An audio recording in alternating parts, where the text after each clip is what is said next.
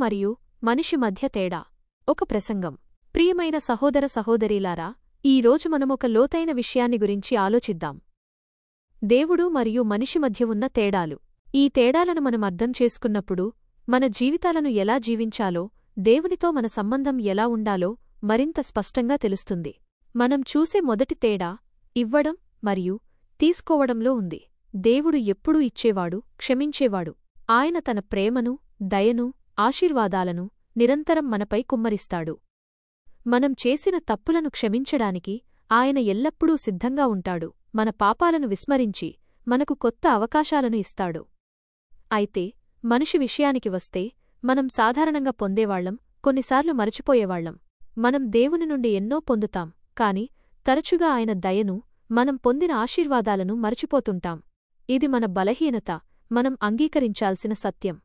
రెండవది శాశ్వతత్వం మరియు తాత్కాలికత్వం. దేవుడు శాశ్వతుడు. ఆయనకు ఆరంభం లేదు, అంతం లేదు. ఆయన నిన్న, ఈ రోజు నిరంతరం ఒకేలా ఉంటాడు. కాని మనిషి తాత్కాలికం. మన జీవితం పరిమితం. మనం ఈ లోకంలో కొద్దికాలం మాత్రమే ఉంటాం. ఈ సత్యాన్ని మనం గ్రహించినప్పుడు మన జీవితాన్ని ఎలా సద్వినియోగం చేసుకోవాలో, దేవుని చిత్తాన్ని ఎలా నెరవేర్చాలో అర్థమవుతుంది. మూడవది క్షమించడంలో దయ.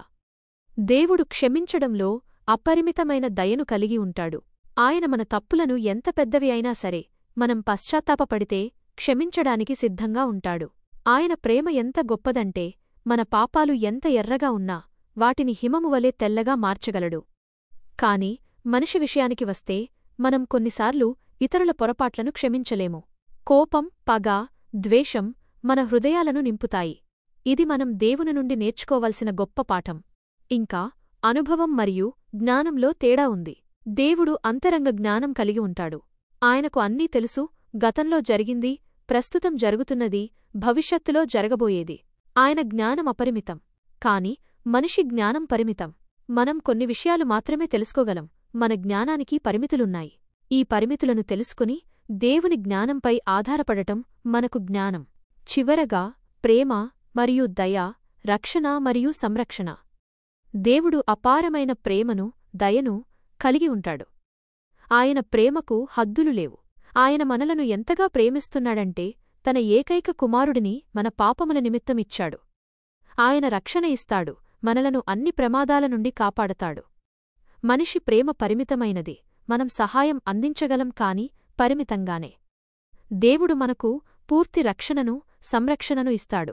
ప్రియమైన వారలారా, ఈ తేడాలను మనం అర్థం చేసుకున్నప్పుడు మనిషిగా మన బాధ్యతలు మనకు స్పష్టమవుతాయి. మనం మన జీవితంలో బాధ్యతలు తీసుకోవాలి, లక్ష్యాలను సాధించడానికి ప్రయత్నించాలి. దేవుడు మన నుండి కోరుకునేది ఇదే. ఆయన ఆశయం శాంతి మరియు సంతోషం, ప్రజల సంక్షేమం కోసం పనిచేయడం. కాబట్టి మనం దేవుని లక్షణాలను మన జీవితంలో అలవర్చుకోవడానికి ప్రయత్నిద్దాం. మనమిచ్చేవాళ్లంగా, క్షమించేవాళ్లంగా, ప్రేమించేవాళ్లంగా, దయగలవాళ్లంగా జీవిద్దాం. అప్పుడే మనం దేవుని చిత్తాన్ని నెరవేర్చినవాళ్లమవుతాం. ఆయన దీవెనలకు పాత్రులమవుతాం. ఆమెన్.